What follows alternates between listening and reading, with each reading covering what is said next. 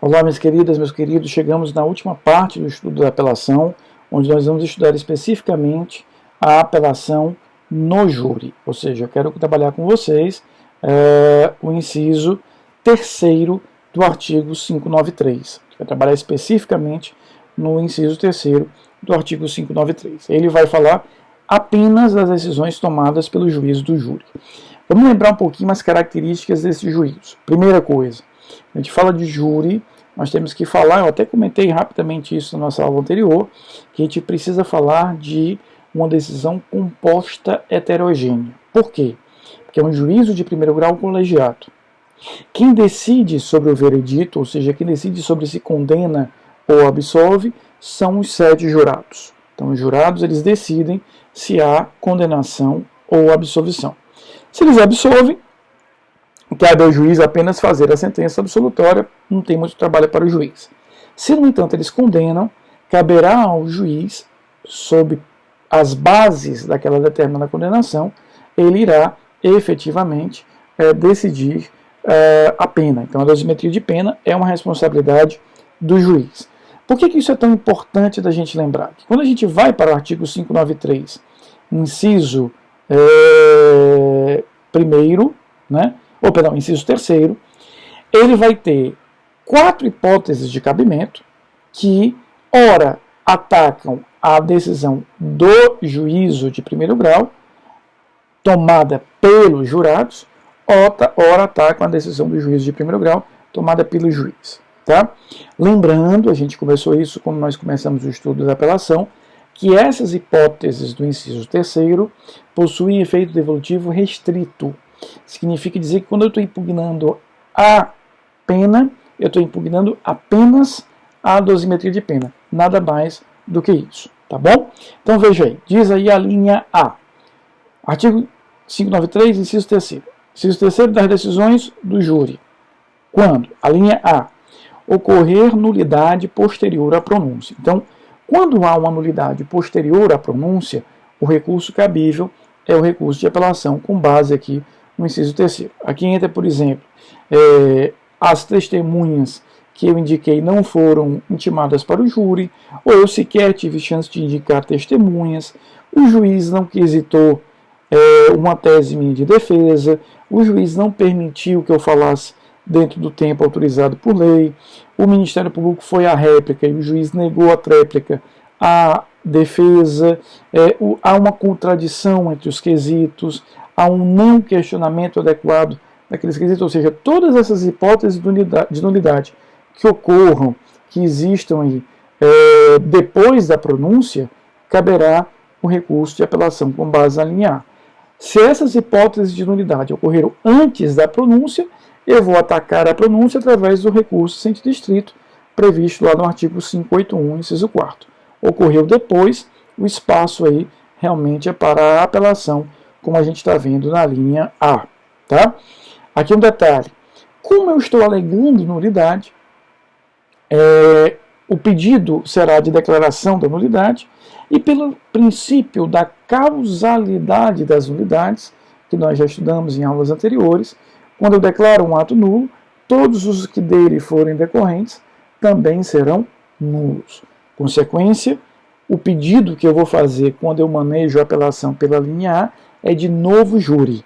Vou dizer, olha, excelência, houve uma contradição nos quesitos, não foi questionado uma determinada tese minha, então, tribunal, ao dar provimento à minha apelação, anule aquele júri e me leve a um novo júri. Tá? O tribunal não pode simplesmente superar isso, porque é uma questão de nulidade. Então, pela linha A, o meu pedido será de novo júri, em que eu vou fazer aqui. Tá? A linha B, for a sentença do juiz-presidente contrária à lei expressa ou à decisão dos jurados. Então, se o juiz, por exemplo, imagina que os jurados não acolheram uma qualificadora, aí o juiz vai e coloca essa qualificadora na sentença. Então, o juiz tomou uma decisão contra a legem ou contra a decisão dos jurados, caberá a apelação. Nesse caso, o tribunal já não precisará mandar você a novo júri. Porque como quem tomou a decisão foi o juiz não é soberano, soberano é a decisão dos jurados, o tribunal tem a competência para alterar essa decisão.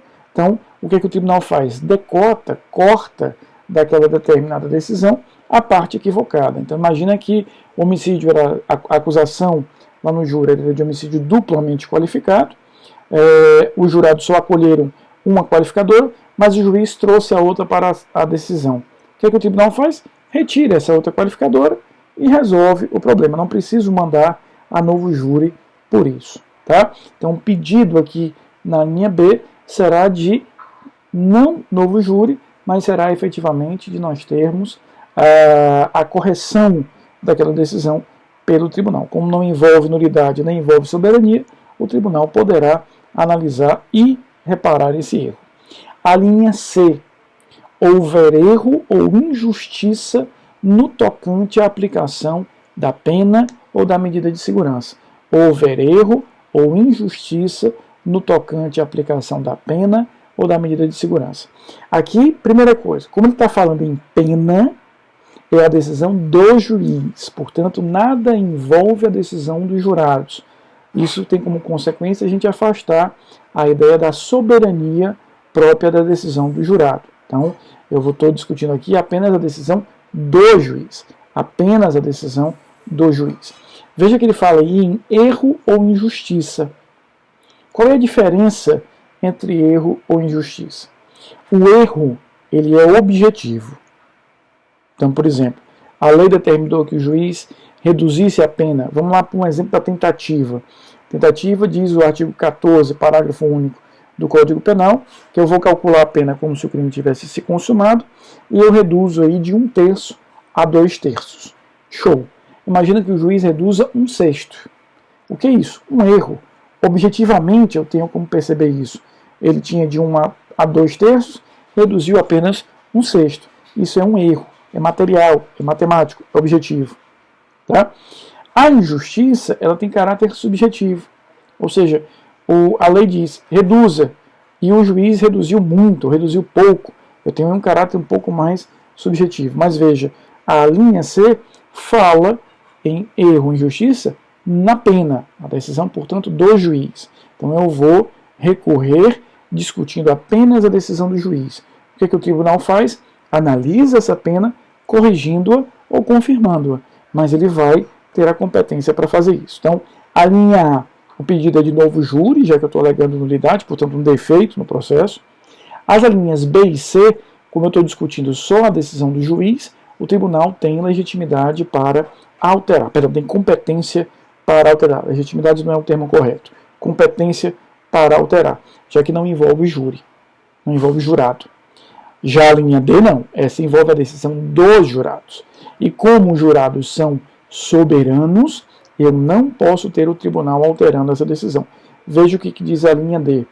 For a decisão dos jurados manifestamente contrária à prova dos autos. Então perceba que o tema aqui é a prova dos autos, ela tem no júri força não vinculativa, como tem para o juiz singular, ela tem força meramente persuasiva, porque o jurado decide com base na íntima convicção, ele decide com base no seu sentimento particular e próprio de justiça. Porém, se eu percebo que a decisão dos jurados é uma decisão equivocada, rude, grosseiramente errada, ou seja, o grosso da prova apontava para uma direção e os jurados decidiram na outra, eu posso apelar com base na linha D. E o que o tribunal fará? Ele vai, ao dar provimento à tua apelação, anula aquela decisão e te lança a um novo júri. Você terá direito a um novo júri. É só apenas uma nova sessão de júri. O processo continua o mesmo, a acusação, os termos da pronúncia, as provas. Eu apenas terei uma nova sessão de júri, onde você terá a possibilidade de convencer os jurados, claro que serão outros jurados, aqueles jurados que atuaram no primeiro júri estão impedidos de atuar no segundo, o que você ganha uma nova oportunidade de persuasão dos jurados. Por que o tribunal não pode simplesmente reformar a decisão? Porque agora eu estou discutindo o aspecto da decisão tomada pelos jurados. Os jurados são soberanos.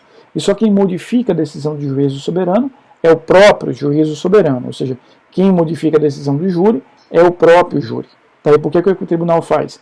Ele anula aquela decisão por entender que foi tomada de forma grosseiramente divorciada da prova e manda para uma nova sessão do júri. Agora preste atenção, porque o parágrafo 3º desse mesmo artigo 593 diz assim: se a apelação se fundar, no inciso 3º, a linha D, essa que nós estamos estudando, deste artigo, e o tribunal adquém se convencer de que a decisão dos jurados é manifestamente contrária à prova dos autos, dar-lhe-á provimento para sujeitar o réu a novo julgamento. Não se admite, porém, pelo mesmo motivo, segundo a apelação. Então, entende. Eu apresentei uma apelação com base no inciso 3º, a linha D, dizendo, olha, há um erro grosseiro na percepção da prova. O erro tem que ser grave. O grosso da prova apontou numa direção e os jurados decidiram na outra. Por quê? Porque se eu percebo que a prova está dividida, tanto há fundamento para um lado como fundamento para o outro, e os jurados acolheram um dos lados, zero problema. Eles são soberanos, a prova autorizava, eles seguiram numa direção. Aqui não. Tem que existir um erro bastante grosseiro, um erro bastante rude em relação a isso. Tá? Nesse caso, o tribunal, entendendo que há um divórcio significativo da prova, anula aquela decisão, manda o réu a novo júri. Porém, eu só posso utilizar essa linha D uma única vez.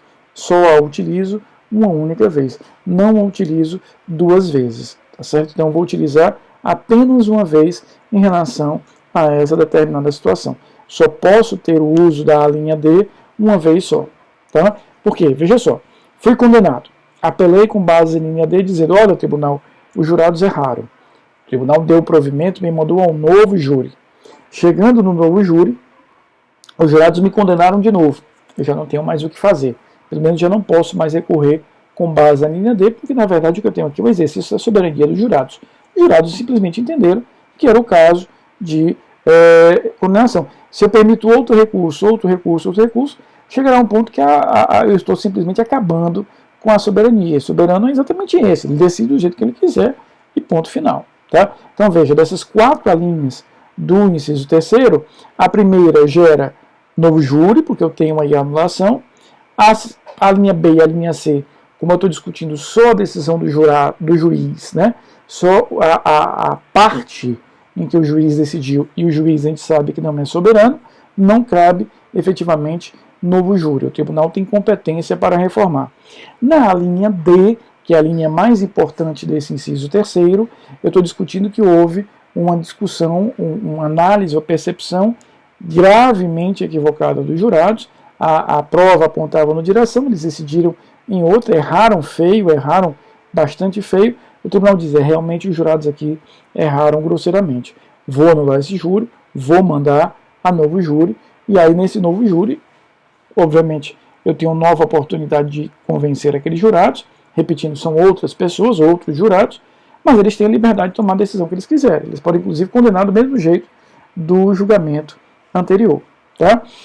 Aqui é interessante, só para a gente encerrar o estudo da apelação no júri, a gente falar um pouquinho do princípio da vedação a reformatio impejus.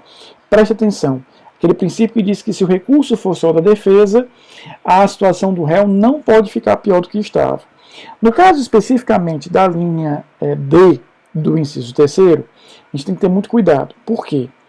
Aos jurados, como eles são soberanos, eu não aplico o princípio da vedação a reformatio impejus. Então, se no júri anterior a acusação era de 3 qualificadoras, os jurados acolheram só 2, e eu apelei, defesa, com base na linha D, o tribunal anulou aquele júri e me mandou a novo júri, a pronúncia continua sendo das mesmas 3 qualificadoras. E esses novos jurados podem acolher as 3. Veja, no primeiro julgamento, os jurados tinham acolhido apenas 2 qualificadoras. Anulei aquele julgamento através de uma apelação com base no 593, inciso 3º, a linha D, fui a novo júri.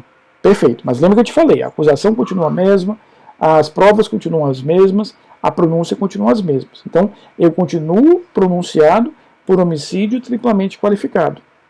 O fato de no primeiro júri uma das qualificadoras ter caído não interferirá no segundo julgamento. E os jurados, como são soberanos, podem efetivamente acolher as 3 qualificadoras. Quem vai ter que observar o princípio da vedação a reformatio impejus é o juiz no momento da fixação da pena, ou seja, quando ele avaliou aquelas qualificadoras do primeiro julgamento, o que ele considerou ali para aumento da pena Esse é o limite que ele vai ter agora. Então, se uma das qualificadoras fez com que o juiz aumentasse em 2 anos a pena, ele não pode, no novo julgamento, aumentar em 3. Ele está preso aos mesmos 2 anos. Tá? Então, em resumo, o princípio da vedação a reformatio impejus não é aplicável aos jurados, porque eles são soberanos. Então, se aquele elemento da pronúncia não foi acolhido no primeiro julgamento, pode ser acolhido no segundo julgamento. Agora, ao juiz se aplica sim o princípio da vedação a reformatio impejus, fazendo com que ele tenha que observar os limites da dosimetria da pena do primeiro julgamento. O que tiver lá no primeiro julgamento, ele tem que observar aqui no segundo. Então, por exemplo, se aquela qualificadora do inciso 2º do 121, parágrafo 2º, foi pesada no primeiro julgamento com 2 anos, o juiz aqui tem que, no máximo, considerar os mesmos 2 anos. Ele pode até diminuir, mas ele não pode agora, para a mesma qualificadora, aumentar a pena. O jurado está livre, o juiz não. E por que essa diferença? O jurado é soberano, o juiz não. Tá bom? Com isso a gente conclui o estudo da apelação criminal.